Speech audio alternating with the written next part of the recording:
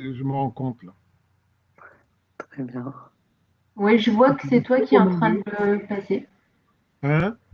C'est toi qui le passe là. Moi, je l'ai pas, j'ai pas fait Oui, oui, défiler les images et je me rends compte que ça fonctionne il y a un petit temps, effectivement. oui. C'est bon. Alors ça marche. Maintenant, j'ai compris qu'il faut que je passe la diapo suivante avec une anticipation de 2 secondes. Ce sera plus facile quand même Hmm. que de te demander, Claire. Hein. Allez, c'est bon pour ouvrir. Tant pis pour mon verre d'eau. C'est parti. Ah non, bah, va te prendre un verre d'eau, on va accueillir les gens. Prends deux Allez, minutes. ok, je vais chercher mon verre d'eau et après c'est bon. À tout de suite. Tout de suite. Bonjour, bienvenue. Est-ce que vous nous entendez? Ah, voilà. Yacine, bienvenue. Vous avez une barre de chat à droite de votre écran pour pouvoir échanger tout au long de ce webinaire. Je suis Jérémy Joubert d'Envirobat BDM et en compagnie de Claire Armand de Fibois Sud, nous allons animer ce webinaire qui est donc une présentation de Olivier Gojard. Voilà, qui allait se chercher un petit verre d'eau. Voilà, donc très rapidement sur les fonctionnements de la plateforme, comme vous pouvez le voir, vous avez une barre de chat qui vous permet d'interagir avec nous. Moi, je suis en charge des aspects techniques, donc je pourrais vous répondre essentiellement si vous avez des questions techniques. Et Claire se chargera de reprendre vos questions éventuelles, de vous répondre si elle peut, ou de faire passer la question à Olivier en fin de présentation. Donc la présentation d'Olivier doit durer à peu près 45 minutes. On va essayer de tenir le temps, mais c'est une présentation à un niveau technique quand même assez élevé. Donc il vous présente l'essentiel, vraiment, pour vous permettre ensuite d'aller plus loin par vos propres moyens si vous le souhaitez.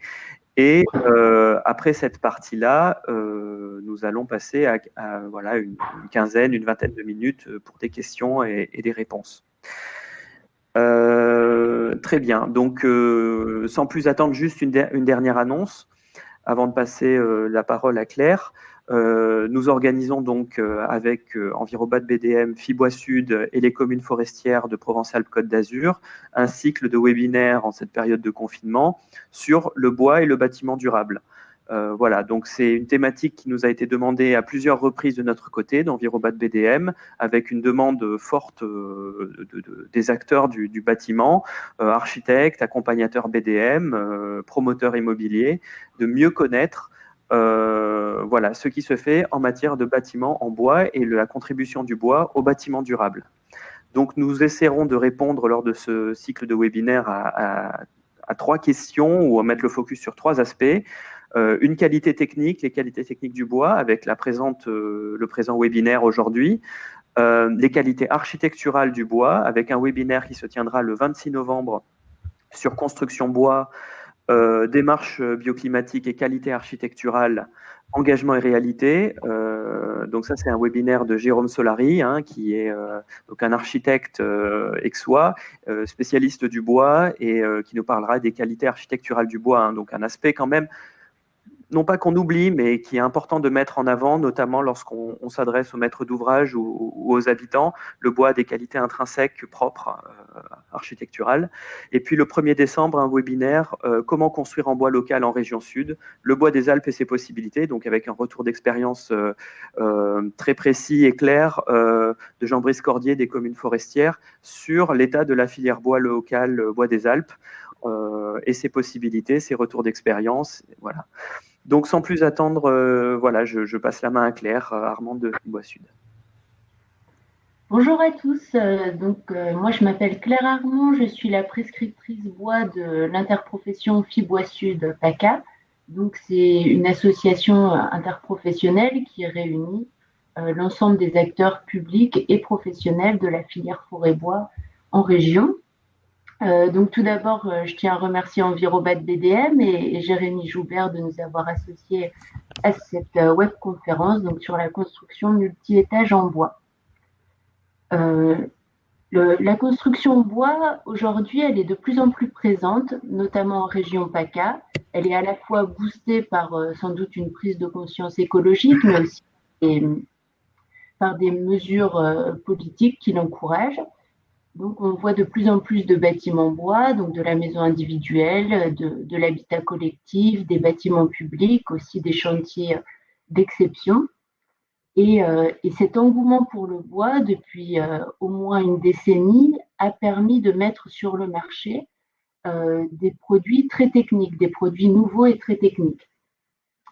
Donc, qui trouvent leur équivalent en français désormais. Donc ces produits très techniques, ça peut être des poutres composites, des panneaux CLT notamment. Et ces produits très techniques, en fait, on se rend compte qu'ils ne sont pas toujours compatibles avec une approche circuit court qu'on essaye de valoriser aujourd'hui. Effectivement, pour des raisons voilà, écologiques, sociétales, on essaye de promouvoir le circuit court. Donc ça va être un petit peu l'intérêt de la conférence aujourd'hui. Notamment parce qu'on remarque qu'à partir de R+1, les bâtiments en bois intègrent très facilement des panneaux de CLT. Donc le CLT, c'est ce panneau Cross-Laminated Timber, ça veut dire des panneaux bois avec des lamelles de bois collées et croisées en plusieurs plis, qui est une solution absolument formidable dans le bâtiment. Puisqu'elle permet évidemment de gagner du temps sur le chantier et de répondre à des vraies contraintes à la fois techniques, thermiques, acoustiques, sur plein de points. C'est donc un matériau idéal, sauf que finalement, ça demande beaucoup de matière. Et aujourd'hui, on parle beaucoup de frugalité, donc c'est toujours un petit peu difficile de mettre autant de matière sans se poser la question. Et en plus, ces produits-là, même si s'ils ont des alternatives en France, ils sont encore pas fabriqués en région PACA. Et puisque la richesse vient aussi de la diversité, il faut parfois faire un pas de côté, regarder ce qui se fait ailleurs et réfléchir. Et c'est pourquoi on a invité Olivier Gaujard à nous faire part de ses réflexions donc sur ces sujets des alternatives au CLT dans la construction multi-étage. Donc Olivier Gaujard, pour ceux qui ne le connaissent pas, il a une biographie assez longue, alors je vais essayer d'être concise. Il est à la fois menuisier, charpentier, il a créé le bureau d'études Gaujard Technologies, bureau d'études structure bois. Il est aussi consultant, expert et formateur donc, dans les domaines de la construction bois et des matériaux biosourcés. Il est notamment et depuis longtemps un fervent promoteur de l'isolation en paille. Et donc, comme vous le voyez, c'est quelqu'un de très occupé et de très engagé. Et son CV ne s'arrête pas là, puisqu'il est également le président de Fibois Sud, donc l'interprofession pour laquelle je travaille. Et il est engagé dans de nombreuses associations comme Envirobat BDM, Bois des Alpes. Et il travaille aussi avec Adif Bois, l'association des immeubles de grande hauteur en bois. Donc autant vous dire qu'il connaît bien le sujet. Donc sans plus attendre, je vais lui passer la parole. Donc on rentre dans le vif du sujet. Olivier, je te laisse la main pour 45 minutes et ensuite on aura un petit moment d'échange et de questions. Merci Claire, merci Jérémy. Bonjour à tous. Nous allons parler, comme il vient de nous être dit, des constructions multi-étages en bois et réfléchir aux alternatives possibles à l'utilisation des panneaux lamellés croisés, autrement dit les panneaux de CLT. Alors, j'ai choisi pour qu'on comprenne bien de quoi on parle, de commencer mon exposé en vous présentant quelques projets utilisant les panneaux CLT et on poursuivra en parlant des alternatives que sont l'ossature bois, les systèmes poteaux-poutres et enfin les systèmes d'exosquelettes. Alors, les panneaux CLT, Claire nous l'a indiqué juste à l'instant, leur caractéristique, c'est que ce sont des grands panneaux constitués, comme vous le voyez sur cette diapo, d'une superposition de couches de planches dont l'orientation est croisée d'un pli à l'autre. On a toujours un nombre impair de plis pour avoir des plis longitudinaux sur les faces extérieures. Donc on trouve du 3 plis, 5 plis, 7 plis, etc. D'épaisseur à partir de 60 mm pour ce qui est des panneaux structurels, jusqu'à 60 cm. Les largeurs usuelles sont de 2,95 m, parfois chez certains fabricants 3,95 m, c'est des questions de presse. Ensuite, la production se fait en continu, c'est-à-dire qu'on peut obtenir les longueurs que l'on souhaite, la limitation étant simplement celle due au transport, donc en principe 16 mètres de long. Ces panneaux peuvent être usinés, travaillés en usine, percés dès la fabrication. Alors, je ne sais pas si vous voyez ma flèche quand je donne des indications à l'écran, je l'espère. On voit ici, sur le panneau suspendu, un percement qui a été réalisé en usine. On ne voit pas, Olivier, mais c'est pas grave, on imagine. C'est pas grave, je me débrouillerai sans. Donc, une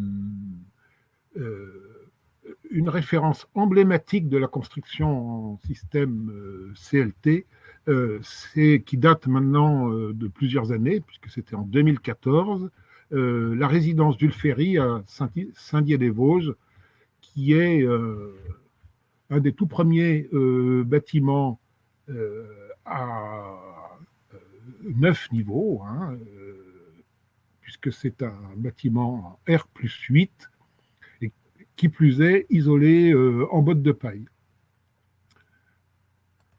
Alors, ce bâtiment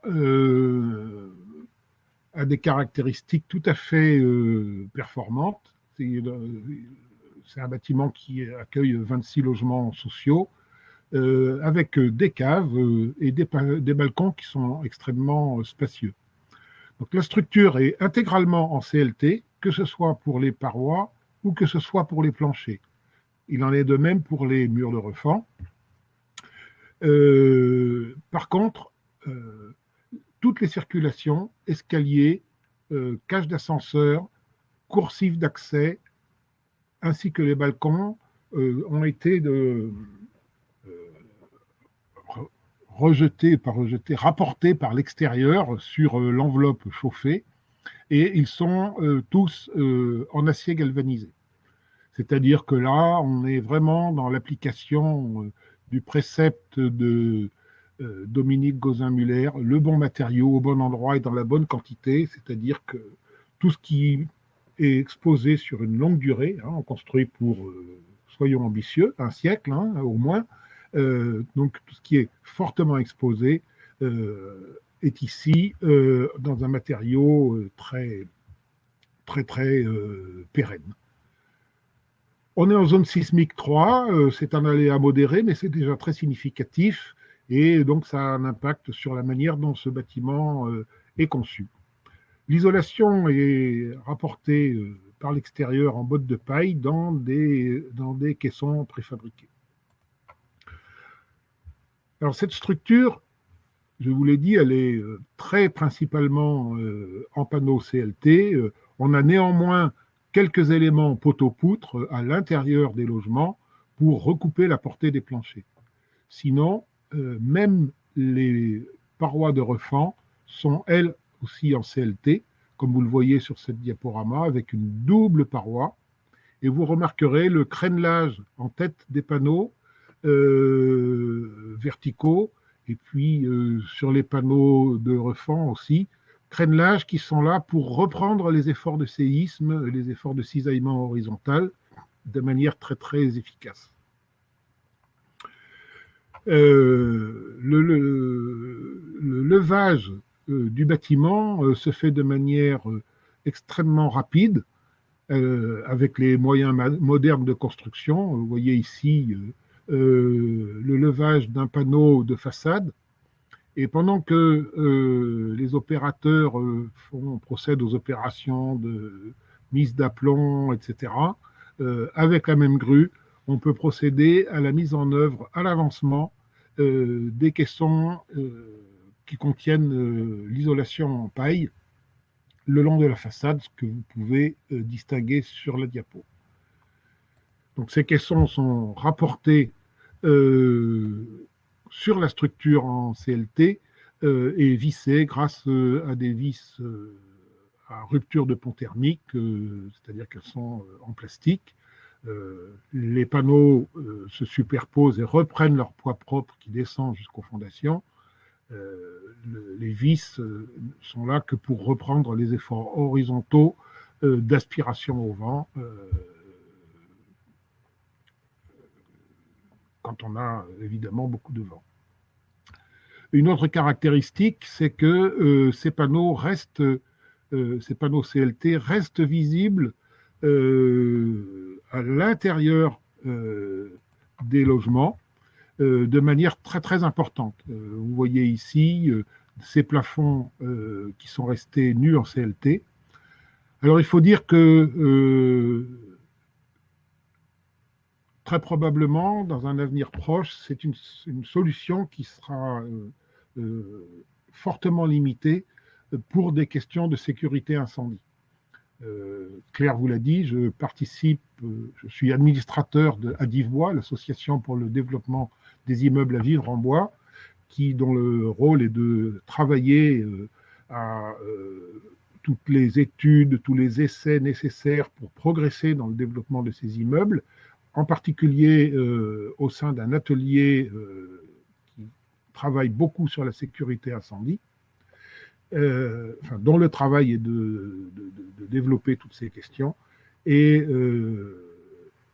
est en cours actuellement une étude sur quelles sont les surfaces de bois apparent qu'il est possible de laisser à l'intérieur d'un local, que ce soit un logement, des bureaux ou autre, sans compromettre la sécurité incendie. Et il est fort probable que nous ayons devoir faire des restrictions sur ces surfaces, encore une fois, pour rester dans des choses acceptables du point de vue de la sécurité incendie. Vous voyez cependant que ces logements ici sont d'une très grande qualité, puisqu'on a des grandes baies vitrées avec des menuiseries triple vitrage, menuiseries bois aluminium, alors que nous sommes dans du logement social. Et qui plus est, avec des balcons très spacieux, comme je le disais tout à l'heure, en structure métallique. À partir de ce bâtiment-là, qui est très emblématique, beaucoup d'autres bâtiments ont été conçus avec des panneaux CLT. Je ne vais évidemment pas tous vous les décrire, mais peut-être parler des plus récents, comme à nouveau un bâtiment de logements sociaux construit par le bailleur social Actis à Grenoble. Ce bâtiment est en cours de construction. Et il est lui aussi conçu en CLT dans une zone, là encore, sismique, avec un aléa fort, un aléa de 4 à 5, ce qui a conduit l'équipe de maîtrise d'œuvre à diviser son bâtiment en plusieurs blocs. Le choix a été fait de mettre les circulations verticales dans un bloc en maçonnerie, en béton, qui est au centre du bâtiment, et 2 blocs de logement de part et d'autre de ce bloc de circulation verticale, avec comme particularité que ces 3 éléments sont indépendants les uns des autres du point de vue du séisme. C'est-à-dire qu'on n'est pas du tout dans une logique où le bloc central va servir à stabiliser le bâtiment, bien au contraire, et ça, c'est caractéristique de la construction en zone sismique, c'est-à-dire que le comportement des ouvrages en béton très rigides est tellement différent de celui des ouvrages en bois beaucoup plus souples que si l'on veut éviter des effets d'entrechoquement, de torsion des éléments en bois autour du noyau en béton.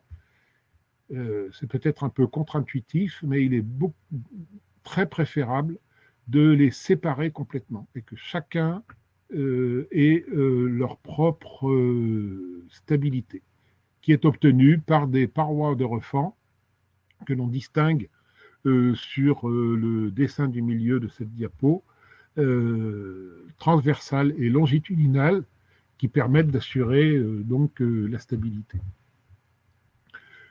Donc ce bâtiment est lui aussi en R+8. Il est lui aussi labellisé Passive House. C'était le cas aussi de celui de Saint-Dié-des-Vosges.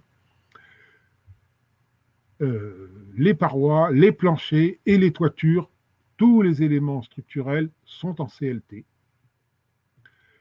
Et ce bâtiment représente 1500 mètres cubes de bois mis en œuvre, dont 15% cependant sont en bois des Alpes.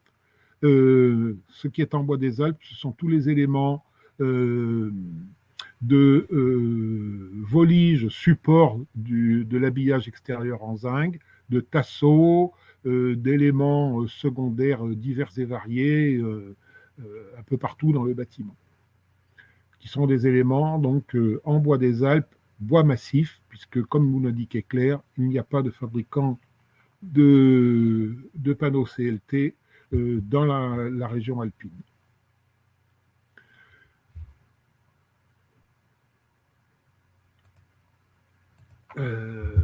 On a aussi d'autres exemples de ces structures en CLT dans notre région PACA.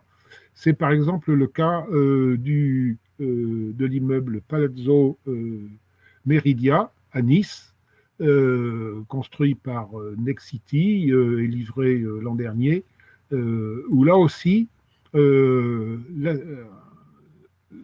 éléments structurels sont en panneaux CLT.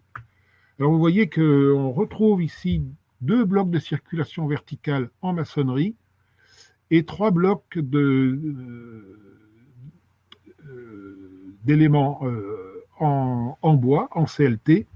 Et cette fois-ci, bien que là aussi le bâtiment soit en zone sismique, le choix a été fait de ne pas les dissocier, ce qui a conduit à de grandes difficultés de modélisation du bâtiment, du dire même de ses acteurs, du bureau d'études qui a travaillé sur le sujet, hein, il s'agit de CBS, et ce qui confirme l'information que je vous disais préalablement, qu'il est préférable en zone sismique de vraiment dissocier les éléments en maçonnerie des éléments en bois.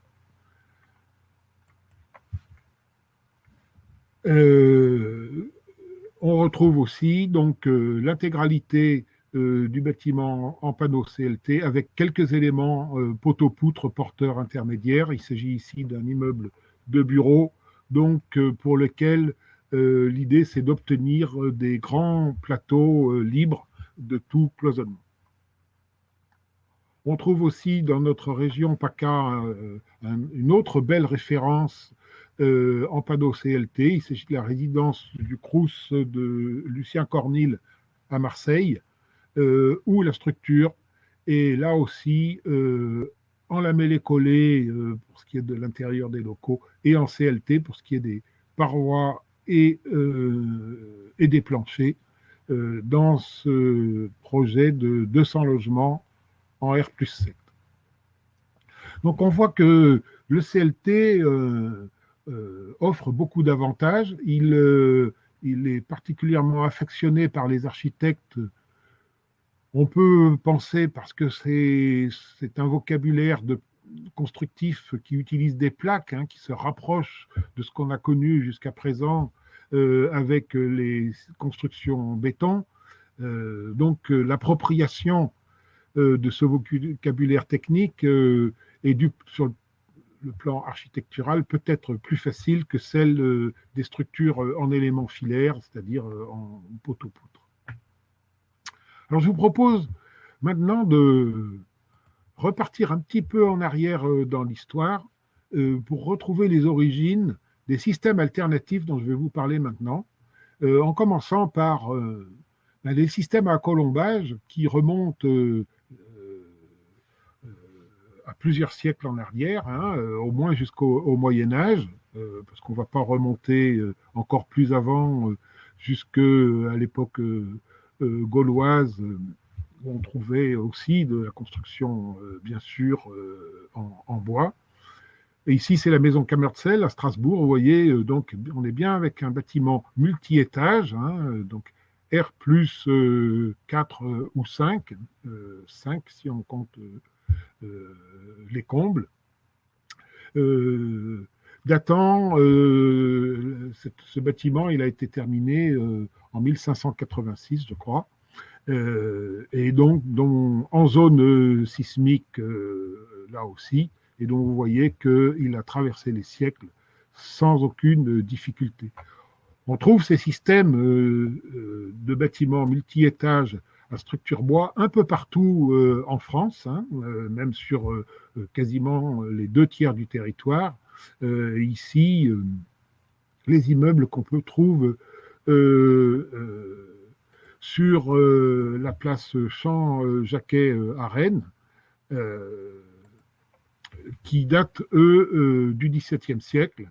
Alors vous voyez qu'ils se sont un peu moins bien comportés en déformation que la maison Cammerzel, bien qu'on ne soit pas en zone sismique, mais cela tient surtout au fait que les contreventements que l'on prévisibles par toutes ces croix en bois sont interrompus à chaque étage par de larges bandes vitrées qui, elles, ne sont pas du tout contreventées, d'où les petites déformations que l'on peut constater.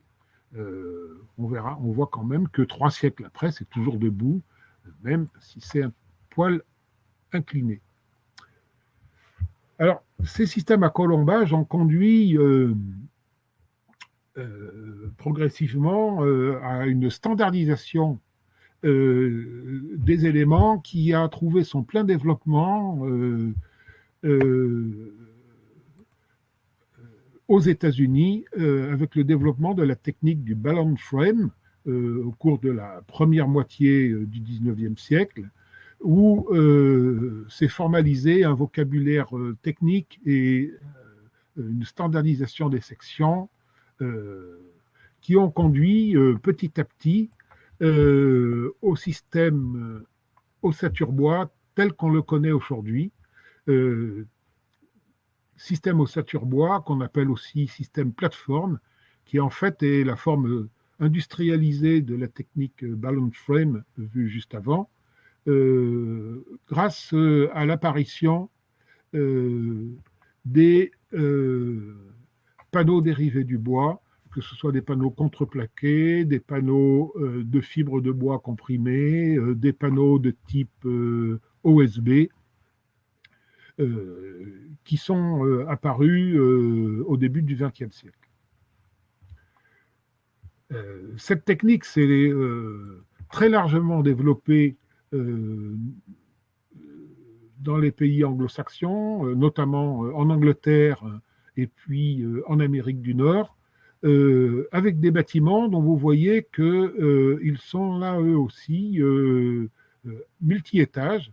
On n'hésite pas à monter jusqu'à des niveaux comme celui-ci, R plus 3, ou même plus avant, comme ici, un bâtiment où on est déjà au R plus 4, et vous voyez où tout est fabriqué sur place,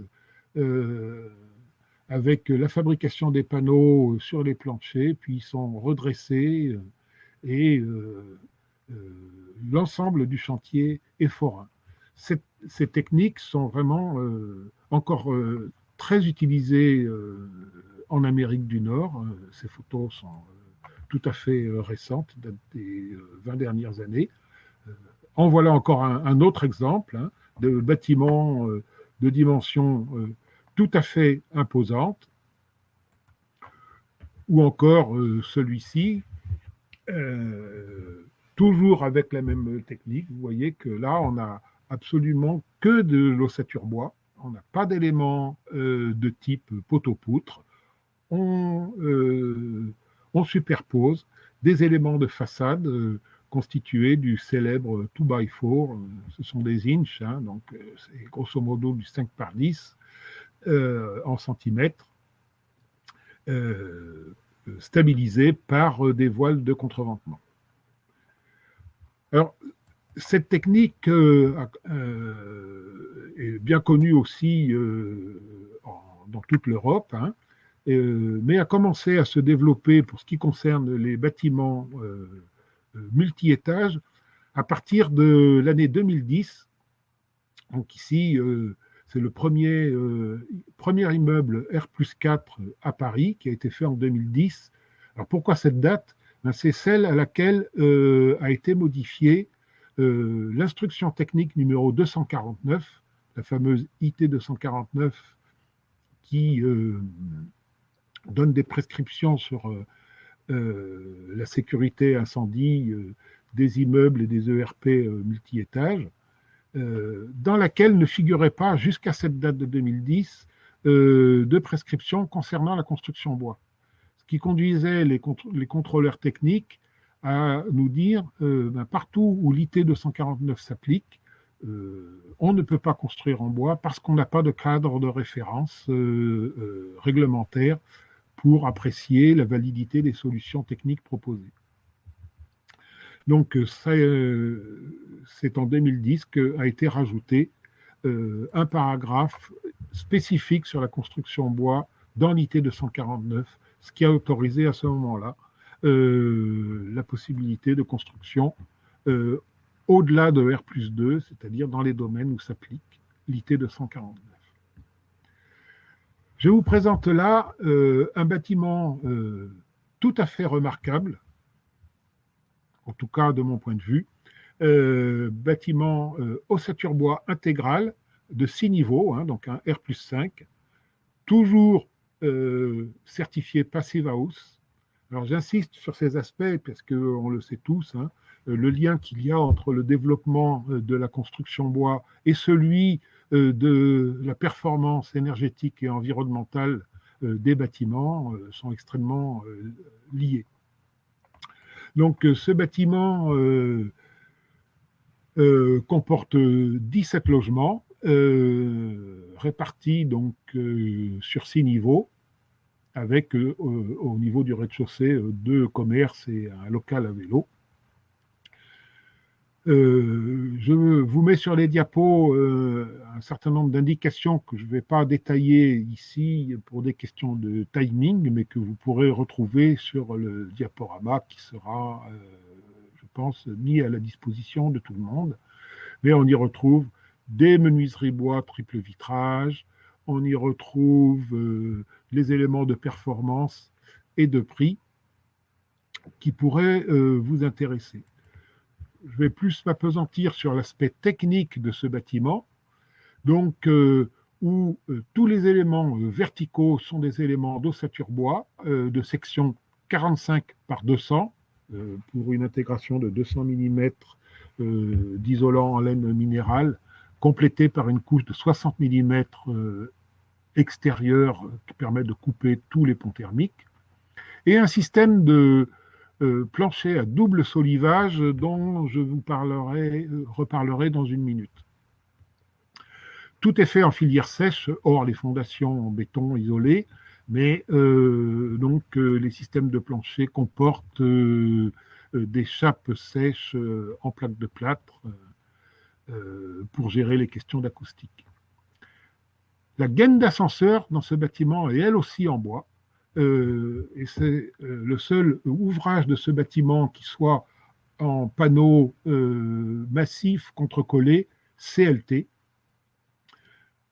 Alors le bâtiment date de 2016, ce choix a été fait parce qu'on commençait déjà à cette époque-là à trouver des alternatives aux circulations verticales en béton, ce qui était tout à fait possible dans le domaine du logement, ce qui ne l'était pas dans le domaine des ERP.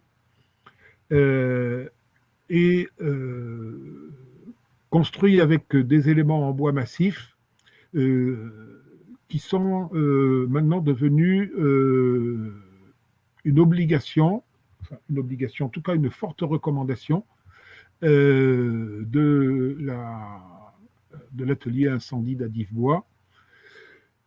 C'est-à-dire que l'idée, c'est que les circulations verticales par lesquelles accèdent les pompiers, par lesquelles on évacue les occupants quand on est en situation d'incendie, ces circulations doivent absolument être sanctuarisées. Et pour les sanctuariser, il est essentiel que les parois de ces circulations soient vraiment en bois plein pour que l'on n'ait pas de risque de diffusion de gaz chaud à l'intérieur de ces parois, gaz chaud qui risquerait de déclencher des phénomènes de pyrolyse et d'inflammation spontanée qui seraient tout à fait dangereux. Donc, dans ces recommandations pour les ouvrages des Jeux Olympiques 2024, l'atelier Adif-Bois a prescrit les dispositions par lesquelles on peut faire des gaines d'ascenseurs et des cages d'escalier intégralement en bois. Les conditions sont que le bois soit massif, donc ici c'est du CLT, mais ça peut tout à fait être du lamellé collé ou bien du lami-bois LVL, et ces éléments doivent être protégés par des systèmes d'écran thermique en plaques de plâtre, dont tous les détails sont fournis dans ces notes de préconisation disponibles sur le site de France Bois 2024. Les volets d'escalier, elles, sont en béton préfabriqué. Là, la réglementation aussi impose que les marches d'escalier soient en matériaux incombustibles. Donc, toujours dans l'idée de la filière sèche, l'intégration à chaque niveau de volets d'escalier préfabriqués. Les balcons et loggias, eux, vous les distinguez en noir sur l'image, sur la perspective de la structure, sont en structure métallique pour les mêmes raisons qu'à Saint-Dié, c'est-à-dire que, étant exposés aux intempéries sur la longue durée, on choisit un matériau structurel dont on est certain de la pérennité. Les murs ont été livrés complètement isolés, fermés en usine, bardés, équipés des menuiseries extérieures et des bavettes. Ce qui a conduit à une durée de montage extrêmement rapide, puisque le clos couvert de cet immeuble a été réalisé en 8 semaines avec 5 compagnons seulement. Alors le volume de bois mis en œuvre, il est sur ce bâtiment de 350 mètres cubes, c'est-à-dire 20,5 mètres cubes par logement, ou dit autrement, 0,34 mètres cubes par mètre carré de surface de plancher. Je suis passé un peu vite tout à l'heure sur l'immeuble de Saint-Dié, où figurait l'indication, j'essaye de retrouver la diapo, excusez-moi, voilà, j'avais mis l'indication concernant les volumes de bois à Saint-Dié. Le volume de bois mis en œuvre est de 1000 mètres cubes, soit 38,5 mètres cubes par logement, ou 0,48 mètres cubes par mètre carré de surface de plancher. Ce qui nous permet de constater que, en fait, dans un bâtiment à ossature bois complètement comparable à celui de Saint-Dié, le volume de bois mis en œuvre est 30% inférieur rapporté à la surface de plancher. Donc on voit que c'est significatif, et ce chiffre est à rapprocher des préoccupations dont parlait Claire tout à l'heure sur la nécessité d'être très attentif à l'utilisation de la ressource forestière, qui est certes abondante, certes renouvelable, mais sur le temps long, sur des cycles importants de plusieurs décennies, voire plusieurs siècles. Et les projections qui sont faites actuellement, compte tenu de la croissance attendue de la construction bois, nous incitent à être extrêmement attentifs à une bonne utilisation de cette ressource. Alors, loin de moi l'idée de stigmatiser un système par rapport à l'autre, simplement je cherche là à apporter des éléments de comparaison, on va dire, recevables.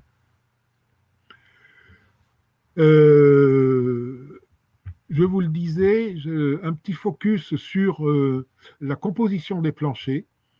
Plancher à double solivage décalé, c'est-à-dire qu'on a des solives en lamellé collé qui supportent le plancher du niveau supérieur, composé d'un voile de contreventement de type OSB, d'une couche résiliente et d'une chape sèche supplémentaire.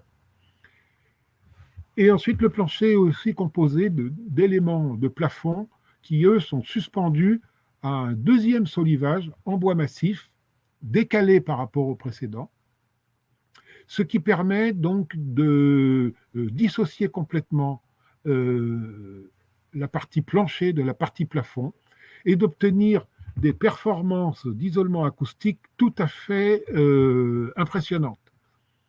Puisque vous voyez que l'isolement moyen au bruit aérien qui a été mesuré sur place, tant en vertical qu'en horizontal, est de 64 décibels pour 53 décibels minimum requis.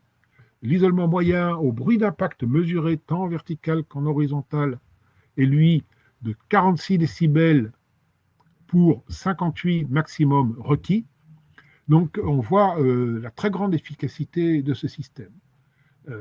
Au passage, l'isolement des façades au bruit aérien mesuré, là, avec le système ossature bois et nos 260 mm d'isolation en laine minérale, est de 33 décibels pour 30 décibels minimum requis. Au passage, l'isolation en laine minérale pourrait peut-être vous étonner, pourquoi pas avec un isolant biosourcé. Je rappelle ici que le bâtiment a été livré en 2016, donc une conception démarrée probablement en 2013 ou 2014, à un moment où les travaux relatifs à l'utilisation des isolants biosourcés n'avaient pas encore du tout été faits. Ce qui est fait aujourd'hui, avec notamment tous les essais qui ont été faits dans le cadre de la rédaction de l'annexe nationale de l'Eurocode 5, donc qui concerne la construction bois, et de sa partie feu, pour lequel de très nombreux essais ont été faits par le CSTB et le FCBA, avec toutes sortes d'isolants, et où l'on peut voir que les isolants en fibre de bois, en ouate de cellulose, en laine de chanvre, ont un comportement même meilleur que celui des laines de verre. Pour ce qui concerne la paille, tous ces essais ont été faits, eux, par le réseau français de la construction paille, dans le cadre des règles professionnelles de la construction paille, qui conduisent eux aussi à des résultats extrêmement rassurants, puisque d'une part, le réseau français a montré par des essais l'an dernier que des bottes de paille protégées par un écran thermique intérieur d'une couche de 4 cm de plâtre de terre ou de terre-plâtre plus ou moins fibré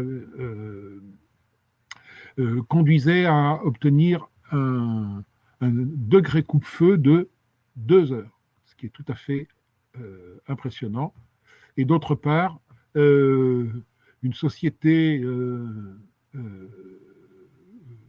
de plaques de plâtre bien connue, pour ne pas la nommer Signat, a développé un produit d'écran thermique extérieur cette fois-ci, dont les caractéristiques d'étanchéité et d'isolation au feu sont EI 30, répondant ainsi aux prescriptions du guide façade du CSTB. Ce panneau a été testé lui aussi avec différents types d'isolants et la paille, et son avis technique a pu être étendu à ces isolants.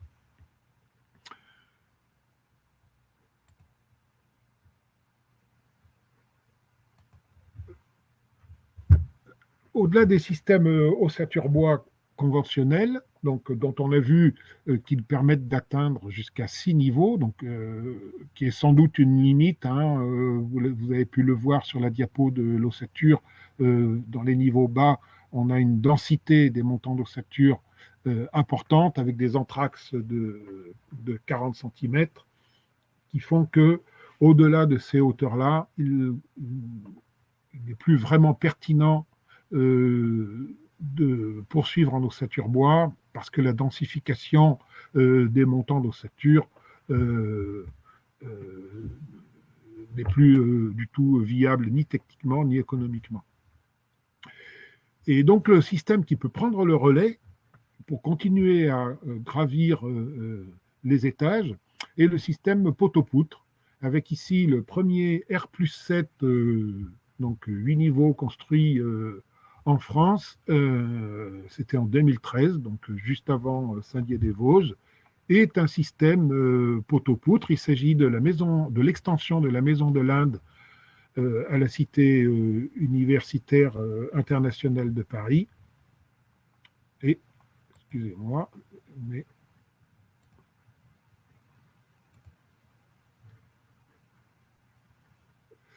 Olivier, j'en profite pour te dire qu'il est déjà 11h48, alors voilà, il nous reste, disons, une dizaine de minutes. Terrible. Voilà, excusez-moi, j'ai un problème de diapo. Donc, voilà.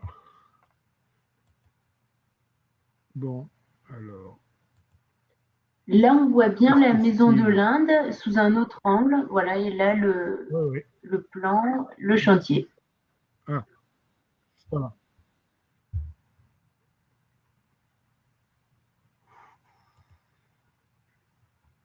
Aïe. Vous voyez encore les images? A priori, non. On te voit juste toi et moi. Et... Ça vient de bugger. Alors voilà, la pression du temps m'a fait faire une manœuvre. Est-ce que tu peux afficher de nouveau tes documents? Eh ben, j'essaye c'est ce que j'essaye de faire. Alors, c'est peut-être du côté de Jérémy, là, il faut qu'il accepte ma demande. Tout à l'heure, Jérémy m'a dit qu'il avait un problème de connexion, donc j'espère qu'il est encore avec nous. Et c'est bon, c'est parti. Voilà. Ça fonctionne très bien. Oui, là, on voit une photo du chantier, donc de la Maison de l'Inde. Bon, alors ça devient sportif parce que c'est plus affiché chez moi, c'est pas très grave. Donc, on voit ici donc une photo du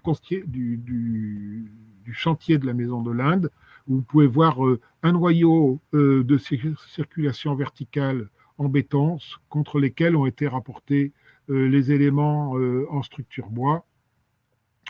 Alors, je ne sais pas si les diapos passent là. Si, là on voit donc le plan. Vous avez une axonométrie hein, oui. de la structure. Et donc, ce système poteau-poutre, je ne sais pas du tout comment ça passe. Alors là, on est revenu sur la fiche synthétique avec une image à gauche et tu sais, la fiche synthétique 72 logements, etc. Et donc, tous les éléments d'information que vous retrouverez en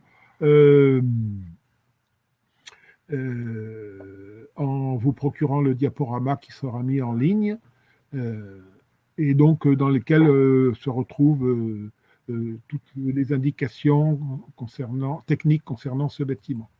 Ce qu'on peut en retenir, c'est que dans cette structure poteau-poutre, nous reste le problème des planchers.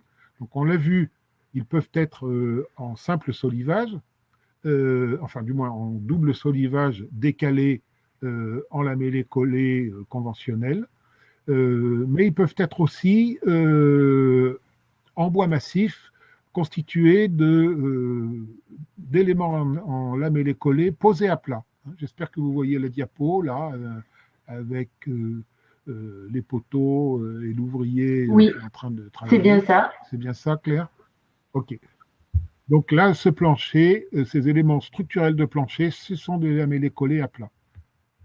Donc, c'est une manière d'avoir un plancher massif, mais qui ne soit pas en CLT. Donc, pour aller encore plus haut dans les étages, la solution suivante qui est possible d'adopter, c'est ce qu'on appelle la structure en exosquelette, dont un des premiers exemples a été l'immeuble Tritt à Bergen en Norvège, où vous voyez qu'on a bien une structure poteau-poutre, mais qui est contreventée dans le plan des façades, avec ces grandes diagonales qui s'étendent sur toute la façade. Quand on parle d'exosquelette, ça ne veut pas dire que le squelette est complètement à l'extérieur de l'enveloppe, ça poserait des problèmes de durabilité, bien entendu, hein, mais ça veut dire que tous les éléments structurels sont situés à la périphérie du bâtiment. Et vous voyez que ensuite, là, sur l'immeuble de Tritt, c'est une façade en verre qui protège les éléments structurels. Alors, la même équipe, même maître d'ouvrage, même archi et même ingénieurs et même entrepreneurs ont construit en 2019 un immeuble encore plus élevé, dont le plancher du dernier niveau est à 68 mètres de haut, 18 étages, à Brumunddal, toujours en Norvège, avec cette tour du lac, dont je ne prononcerai pas le nom en norvégien, qui est imprononçable. Et on retrouve bien là une structure poteau-poutre en lamellé collé, avec des sections évidemment adaptées à la dimension du bâtiment.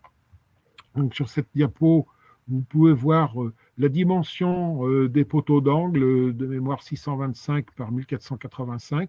C'est tout à fait considérable, mais ces éléments sont vraiment constitués de lamellé collé conventionnel, recollés par ce qu'on appelle le collage par bloc, de manière à obtenir les épaisseurs de 625 obtenues. Et tout ça se fait avec la ressource locale de l'épicéa, de qualité tout à fait courante. On peut même utiliser du bois de qualité inférieure dans ces éléments de très grosse dimension, puisque à l'échelle de ces sections, la taille des nœuds devient peu significative, hein, donc les nœuds qui représentent évidemment des défauts, enfin des points faibles éventuels, la taille des nœuds devient tout à fait négligeable par rapport à la taille des bâtiments. Il faut savoir aussi qu'en Norvège, ils pratiquent beaucoup le lamellé collé combiné, c'est-à-dire de lamellé collé dont seules les planches extérieures sont de la meilleure qualité et que toutes les planches intérieures, celles qui sont autour de l'axe neutre, sont de qualité secondaire, inférieure, ce qui valorise beaucoup mieux le bois que le lamellé collé homogène que nous avons l'habitude d'utiliser en France. Les ingénieurs qui ont construit cette structure ont développé une technique d'assemblage systématique extrêmement simple, avec des tôles en âme en nombre suffisant pour reprendre les efforts, assemblées uniquement par des broches métalliques et sans boulon, donc pas d'éléments qui viennent gêner la mise en place de panneaux, etc., ou poser des problèmes par rapport à l'incendie, et système très efficace qui les a conduits à faire des assemblages reprenant des charges tout à fait colossales. Alors le fait que l'exosquelette soit stable par ces éléments périphériques conduit aussi au fait que du coup les planchers n'ont plus à jouer le rôle de diaphragme. Et du coup, ils peuvent être tout simplement constitués à nouveau de simples solivages avec un panneau en face supérieure pour reprendre les différentes couches qui vont permettre de gérer l'acoustique du bâtiment. Mais vous le voyez, donc peu de consommation de matière, du lamellé-collé conventionnel pour constituer ces planchers. Donc c'est ce qui fait toute la force de ces systèmes d'exosquelettes et tout son intérêt. Les panneaux Saturbois sont préfabriqués en usine. Là, l'usine était extrêmement proche du bâtiment, donc ce qui autorisait à transporter des panneaux extrêmement longs, comme vous pouvez le voir sur cette diapo, qui faisait jusqu'à 50 à 60 mètres carrés, posés à l'avancement de l'élévation de toute la structure. On retrouve aussi dans ce bâtiment des colonnes verticales de circulation en CLT pour les raisons de sécurité incendie que je vous ai indiquées précédemment. Cet immeuble est entièrement bardé avec un bardage en épicéa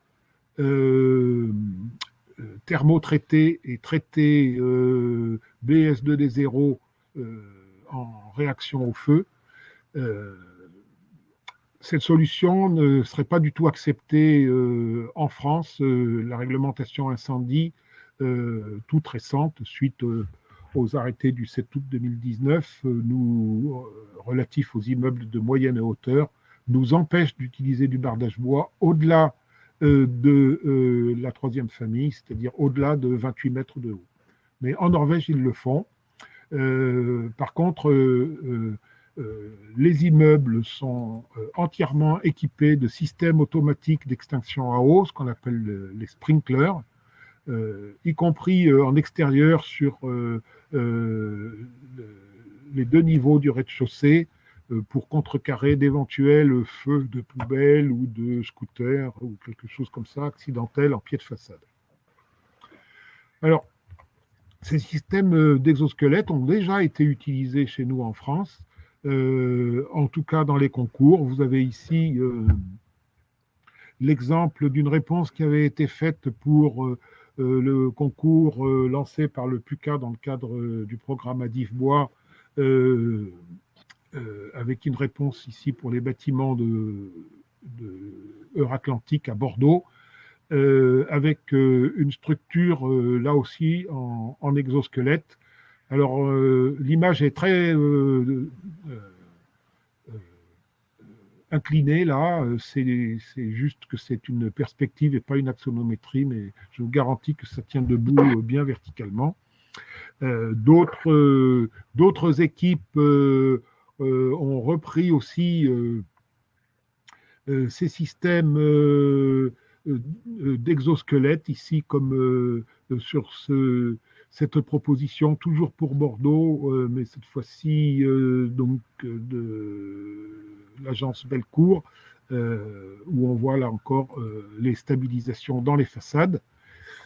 Et même Michael Green, le fameux architecte canadien, travaille sur un projet pour Google d'un immeuble de 35 étages, intégralement en bois, et qui sera lui aussi constitué avec un exosquelette. Voilà, je termine un petit peu en retard. Claire, je te prie de m'en excuser, avec cette diapo, là encore, d'une proposition d'immeuble multi-étages, là aussi en système poteau-poutre, isolé en botte de paille, avec ventilation naturelle. Un projet de Pascal Gontier qui est un peu en stand-by parce qu'on a trouvé sur le terrain, je crois, une variété de grenouilles à cornes qu'il faut protéger, ce qui retarde un peu le démarrage de ce projet. Je vous remercie et je suis à votre disposition pour répondre à vos questions et je vous prie de m'excuser du rythme un peu effréné de cette présentation. Pas de souci, merci Olivier. Si vous voulez, je vous propose, en tant que participant, de noter vos questions dans le chat. On en a quand même eu quelques-unes pendant ton intervention. Si tu veux, je vais t'en proposer certaines. Alors, sur les aspects un peu techniques, on a une question de Denis qui se demande, avec le lamellé collé à plat, comment est-ce qu'on gère la variation dimensionnelle, donc dans les planchers, ce que tu nous as montré tout à l'heure. Alors, tout à fait. Donc, clairement, une fois que le bâtiment est clos, couvert et chauffé dans ces conditions d'usage normales, on n'a plus de variation dimensionnelle. Donc le problème est de gérer la phase de chantier. Donc sur ce chantier-là, à l'avancement, tous les planchers ont été étanchés, comme on étancherait une toiture, hein, avec un bicouche posé à chaud pour protéger chaque chantier, parce que effectivement, ce chantier a été très rapide, hein, il a été fait en un an, un peu plus d'un an, 14 mois, dont 5 mois pour les fondations et la maçonnerie, donc il nous restait 8 mois pour tout le reste, 8 mois de période hivernale, donc il pleuvait tous les jours, donc les choses se sont bien passées grâce à cette mise en œuvre d'étanchéité à l'avance. Très bien. On a aussi des questions par rapport à l'approvisionnement et notamment en circuit court. Tout à l'heure, tu as parlé de Bois des Alpes. Est-ce que tu peux nous donner des informations sur la capacité de la filière à répondre avec Bois des Alpes, notamment sur le bois lamellé collé, en termes de délai, en termes de volume? Alors, je travaille sur cette question-là, puisque je suis aussi secrétaire de Bois des Alpes et j'ai une mission sur ce sujet qui va se clôturer très bientôt et on va rendre public un rapport que je fais sur cette question-là. L'idée, c'est que on peut tout à fait imaginer qu'avec une production massive de simplement 6 sections de bois, d'épaisseur, des lamelles, hein, des planches d'épaisseur 50 mm, de largeur 100 mm, 125, 150, 180, 200 et 220, avec ces 6 sections, on peut faire tous les éléments, tous les bâtiments en structure ossature bois, donc avec des ossatures en 50 mm au lieu de 45, mais voilà, ça va dans le bon sens, et ça ne renchérit pas le coût de manière suffisante que ça déstabilise l'économie du projet. Et pourquoi 50 ? C'est pour que, une fois raboté, on puisse faire de la lamelle de 40 ou de 45 mm rabotée pour faire du lamellé collé.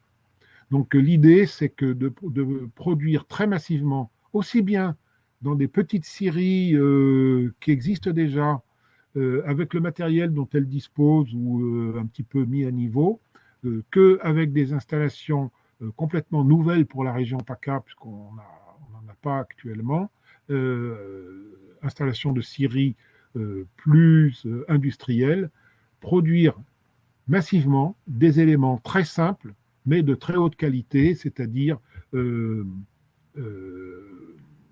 dont le contrôle des sections, de la rectitude et de la siccité soit extrêmement attentif pour limiter au maximum les rebuts et donc être performant sur le plan économique. Donc c'est vraiment la stratégie que va prendre la filière Bois des Alpes, ce qui permettra aussi de valoriser une ressource forestière de qualité assez moyenne, avec des arbres qui ne sont pas forcément toujours très gros, qui peuvent être tordus, etc., par le biais du lamellé collé, de l'aboutage et du collage.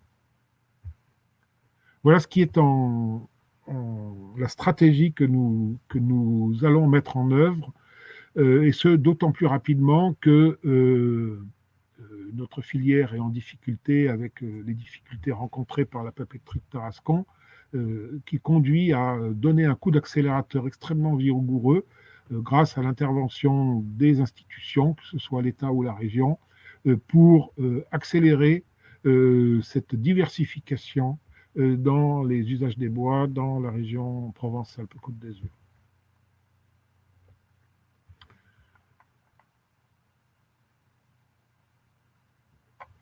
T'entends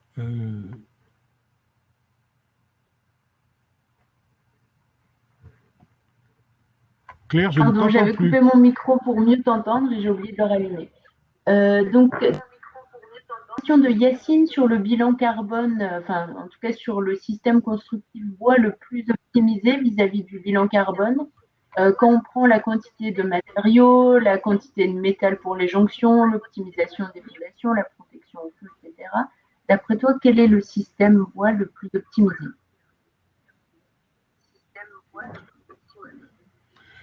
Alors, c'est une question très délicate, parce qu'il y a plusieurs niveaux de réponse. Et tout dépend de qu'est-ce qu'on inclut dans le bilan carbone. C'est une discussion que nous avons eue lors de la journée organisée par Forêt Méditerranéenne à la salle polyvalente de Mazan il y a quelques semaines, donc dans lequel je ne vais pas rentrer, simplement dire que plus on creuse le sujet, plus on se rend compte de sa complexité, et que dans le bilan carbone global, on peut se poser des questions sur les équilibres à trouver entre le carbone qui est stocké dans les bois de construction, c'est-à-dire quelque part fossilisé, pour toute la durée de vie de ces éléments, et la performance des arbres vivants dans leur rôle de photosynthèse. Et là encore, on peut se poser des questions si on raisonne vraiment à l'échelle globale. C'est un débat qui est en cours et dont nous avons pu voir que c'est un débat qui peut être très vif, tant les points de vue sont différents suivant les hypothèses que l'on retient. Si je m'en tiens à ce qu'on a l'habitude de, ce dont on a l'habitude de parler quand on parle de bilan carbone, tel qu'il est pris en compte dans les analyses de cycle de vie, on a des variations qui sont très significatives, pas nécessairement en fonction des systèmes constructifs eux-mêmes, mais en fonction de tous les autres paramètres qui interviennent dans la production des matériaux. Je m'explique. Il y a une différence sensible, par exemple, entre le bilan carbone d'un lamellé collé fabriqué dans la région, dans le massif alpin, par rapport à un lamellé collé fabriqué au plan national. Pourquoi ? Eh bien, ça tient à l'énergie électrique, au bilan carbone de l'électricité qui est prise en compte dans toutes les opérations de transformation, sciage, séchage, rabotage, etc.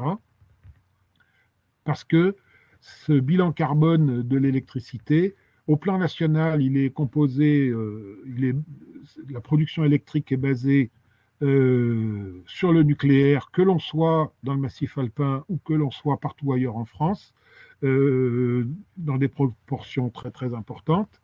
Mais le complément, au niveau national, est apporté par des centrales thermiques à charbon, elles sont en train de fermer, ou à fioul, alors que dans le massif alpin, ces ressources fossiles sont remplacées par de l'énergie hydroélectrique, dans des grandeurs de l'ordre de 15%. Donc ça a un impact qui peut être important. Le rendement des machines utilisées a lui aussi un impact. Donc c'est une stratégie que nous avons aussi à Fibois Sud, qui est de recommander aux scieries, quand elles s'équipent, de regarder aussi le rendement des machines qu'elles utilisent, puisque tout ça se retrouve dans le bilan carbone. Donc il y a pas mal de paramètres. Évidemment, à la fin, les quantités vont jouer leur rôle, mais vous voyez que ce sera sur des fourchettes qui vont être entre 28 et 48% de bilan carbone. Alors, je m'exprime très mal. Disons que le FCBA a fait une étude que l'on peut trouver, qui est disponible sur le site de France Bois 2024, justement sur le bilan carbone des différents systèmes constructifs par rapport à un système conventionnel maçonnerie isolé en isolant synthétique. Et les fourchettes sont relativement importantes, elles sont entre 28 et 48% d'amélioration avec les systèmes bois, pour les raisons que je viens de vous dire, les différents paramètres qui interviennent dans Très bien, merci. Donc il est midi 12, donc je pense qu'on va s'arrêter là, mais juste quelques informations complémentaires, parce que je vois qu'on a des questions sur la thématique de l'incendie. Donc je ne vais pas te les poser, Olivier, parce que sinon on est reparti pour une conférence, voire sur quoi. Sachez que chez France Bois Région, on a déjà enregistré des conférences d'Olivier sur cette thématique-là. Vous pouvez les retrouver sur YouTube, sur la chaîne YouTube de France Bois Région. Voilà. Des questions aussi sur l'acoustique et donc l'isolation technique. Alors Claire, je peux peut-être répondre très vite à une ou deux questions, mais très très vite en deux mots. Les ferrures apparentes dans le bâtiment de Saint-Dié-des-Vosges, effectivement, c'est contradictoire. Enfin, c'est pas contradictoire avec la réglementation incendie complètement, mais ça demande des justifications, notamment sur les épaisseurs de tôle. Là, je rappelle que ce bâtiment a été conçu maintenant il y a 7 ou 8 ans, peut-être même un peu plus, et qu'on a beaucoup évolué depuis. À l'époque, les interrogations n'étaient les travaux n'avaient pas été menés comme ils le sont aujourd'hui. Sur l'acoustique, non, sur l'isolation moyenne au bruit d'impact, 46 décibels, c'est bien inférieur aux 58 décibels requis. Pour les bruits d'impact, la mesure n'est pas la même que pour l'isolement au bruit aérien. Donc, on mesure les bruits d'impact transmis, donc la mesure doit être inférieure à un seuil donné. Voilà. Donc c'est pas une erreur. Donc les guides québécois de FP Innovation, tout à fait, ce sont des bonnes sources, je confirme. Quid du confort d'été en PACA et la réponse à l'inertie. Alors là, tout réside sur les isolants utilisés. Donc, je vais pas. Ça pourrait être l'objet d'un prochain rendez-vous. Il y a beaucoup de choses à dire, notamment avec les isolants à forte capacité thermique, les bottes de paille, mais aussi le béton de chanvre et des solutions mixtes avec des enduits intérieurs. Il y a un groupe de travail d'ailleurs qui réunit les plus grands spécialistes du secteur. Thierry Rieser, Robert Seller, Thierry Salomon et d'autres qui travaillent sur ces questions-là pour objectiver les résultats sur ce sujet.